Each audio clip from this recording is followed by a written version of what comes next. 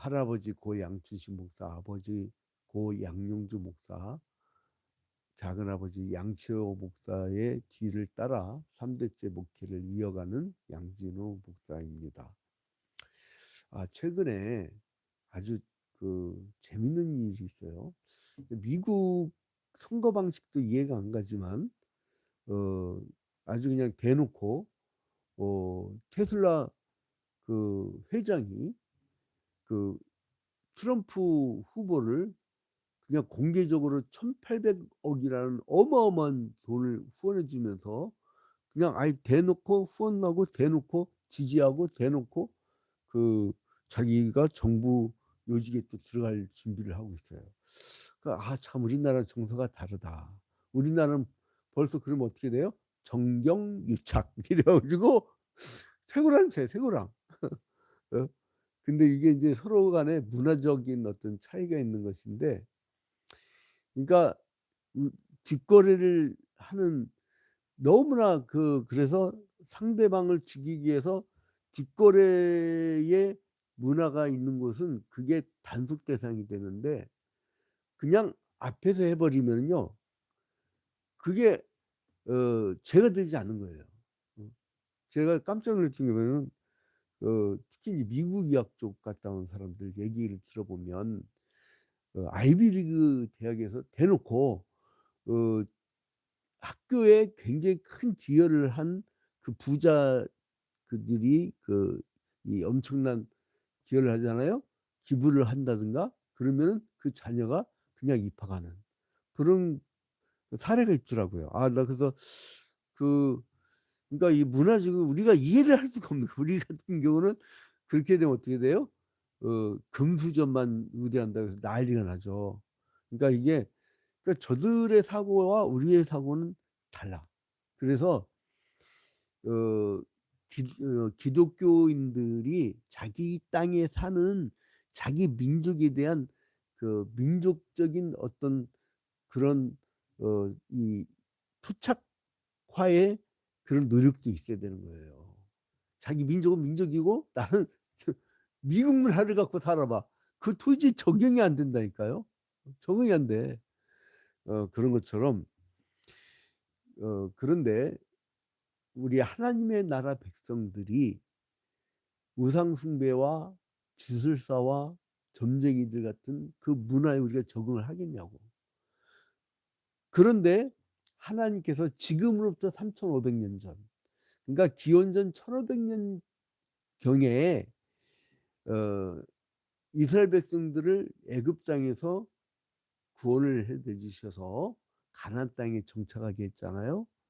근데 이제 그 역사가 한 480년쯤 지나고 나서 다윗 솔로몬 시대가 되고 나니까 한 500여 년쯤 지나고 나서 다윗 솔로몬 시대가 되니까 이제 다시 이제 사사 시대 같은 실수를 하지 말자고 성전을 세워 가지고 신앙의 중심지를 잡아 놨어요.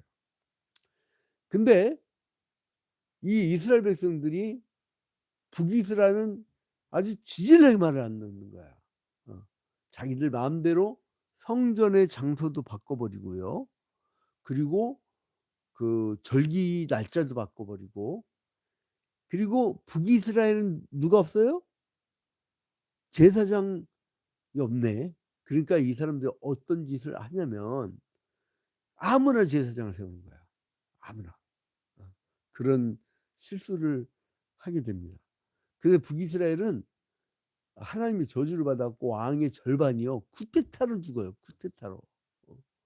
얼마나 여러분 쿠데타라는 게 참 그게 그잖아요. 투표도 안 거치고 아무도 인정치 않는데 자기가 칼로 집권하는 거 아니에요. 어? 우리나라는 이 계엄이란 말을 하면 사람들이 막 학을 떼잖아요. 왜냐면은 이미 역사 속에 그 쿠데타 그다음에 계엄령 이거 얼마나 많이 당했습니까. 그러니까 사람들이 학을 대. 그래서 이제 그러한 역사가 이 예레미야 25장에 나오는데, 그러니까 우리가 21장부터 25장까지는 하나님이 이스라엘 백성들이 너무나 범죄를 하니까 이 사람들에 대해서 심판할 거라고 하는 그래서 이 이스라엘에 대한 심판을 얘기하는 것이 나오는데요. 이 심판의 가장 마지막 부분, 그 결론 부분이 바로 25장이 되는 거예요. 이미 신명기서에서 그런 경고를 하잖아요. 너희가 가나안 땅에 들어가서 우상 숭배를 하고 하나님을 버리면 저주를 받을 것이다. 예고를 했는데 이 인간들이 우상을 숭배하네. 그럼 북이스라엘 멸망한 걸 봤으면 남유다가 어떻게 돼? 정신 차리고 우리는 저렇게 되면 안 되는구나. 타산지석 반면교사 삼아서 자기들은 그러지 않아야 되는데 더하네. 어? 아방이나 남유다의 므낫세 왕이나 개낀 도끼냐. 여호아하스 같은 경우는요. 그러니까 이 예레미야가 언제부터 시작하는 거예요? 요시야 왕 때부터. 요시야 왕 때 요시야 왕 13년, 즉위 13년경부터 활동을 시작해서 여호아하스, 여호야김, 그리고 시드기야. 이제 그리고 나서 멸망당하잖아요. 그러니까 이게 망조가 들어서 막 망해가는 그때 40년 동안 예레미야가 예언을 하는데, 특별히 이제 오늘 25장은 막판에 이른 여호야김 왕 때 얘기예요. 이 25장은 여호야김 왕 때. 여호야김.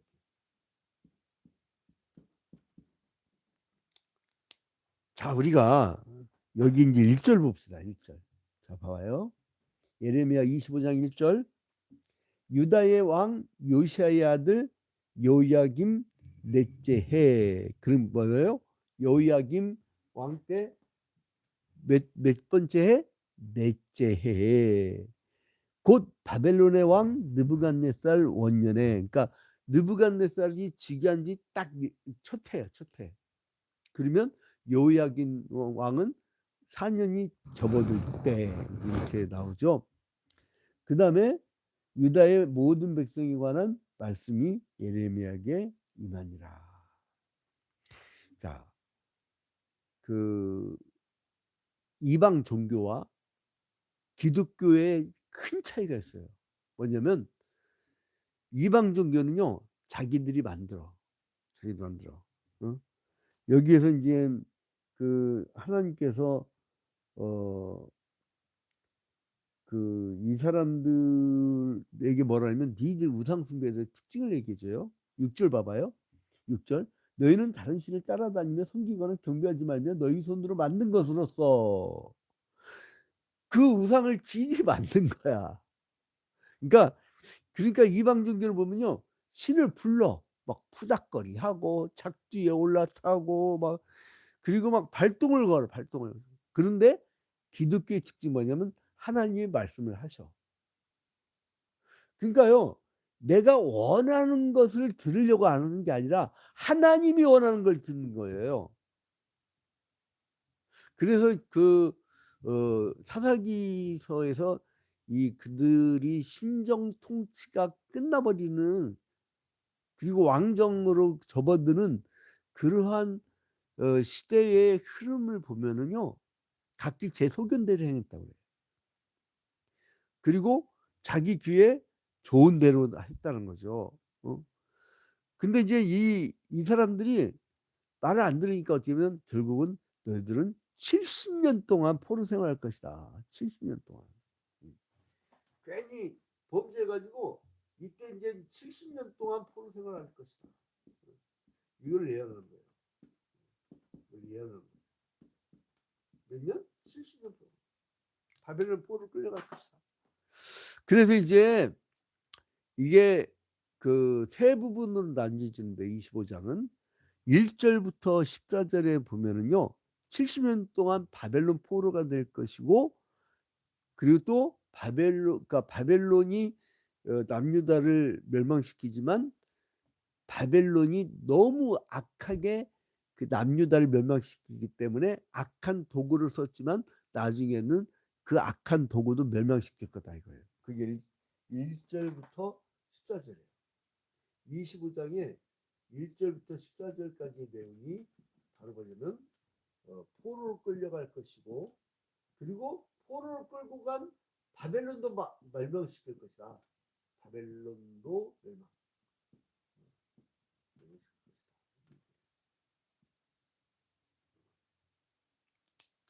제가 어젯밤에 밤을 꼴딱 새웠어요. 그래서 이제 이렇게, 그래서 글자가 좀 왔다리 갔다리 해도 좀 이해를 하셔야 돼요. 너무 행복해. 지치지도 않아. 어제는 막 종일 일과를 다 소화하고 막 멀리도 갔다 오고 막 그래서 일가서 왜 이렇게 바쁜지 안식년인데 더 바쁜 것 같아. 자, 아무튼 그래서 이 여기서는 1절부터 7절에 보면 백성이 강팍하고 그 다음에 불순종하는 것을 보여줘요. 그러니까 이 예레미야가 어떻게 하냐면요, 이 사람들한테, 자 3절 봐봐요. 3절. 유다의 왕 아몬의 아들 요시야 왕 13째 해부터 오늘까지 23년 동안 여호와의 말씀이 내게 임하기로 내가 너희에게 꾸준히 일렀으나 너희가 순종하지 아니하였느니라. 자, 요시야 왕 13년째부터, 통치 13년째부터 오늘까지 몇 년 동안? 23년 동안. 그러니까 예레미야가 40년 동안 예언을 하잖아요. 근데 그 여기서 23년 동안이라고 했으니까 그의 사역 17년을 남겨놓은 것 상태죠. 그러니까 23년 동안 여호와의 말씀이 내게 임하기로 내가 너희에게 어떻게 해요? 들은 하나님의 말씀을 어떻게 해요? 꾸준히 일렀으나 너희가 순종하지 아니하니. 이 선지자의 특징이 뭡니까? 꾸준히.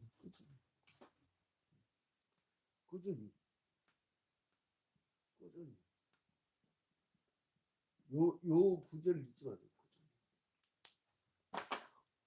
어떤 상황이 와도 변함이 없어. 그리고 어떤 상황이 와도 감정의 기복도 없어. 왜요? 하나님이 살아계시고 하나님이 역사하시는데. 하나님 역사하시는데.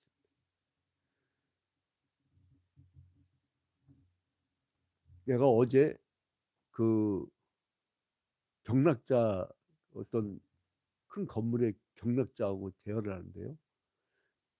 그 경락자가 엄청나게 부진한 사람이야. 근데 이거를 구석구석 그냥 매일 쫙 살펴요. 보니까요, 그 전에 건물을 쓰던 사람들이 쥐새끼가 천장에 막 쥐똥 쌓아놓고 막 이 지하에는 밑에 물이 가득한데 구멍 하나를 딱 지하 뒤로 구멍을 딱 뚫으니까 새드름의 물이 나와. 그만큼 막 건물이 완전히 엉망진창으로 했는데 그 양반 손에 의해서 이 바닥부터 다시 이렇게 다시 이제 세워져 가는, 그걸 그 하나 막 그 더운 35도 날씨에도 막 그냥 땀 뻘뻘 흘려가면서 그거를 하는데, 자기가 그 경남밖에 대출을 받는데 월 이자가 900만 원. 우와, 월 이자가 900만 원.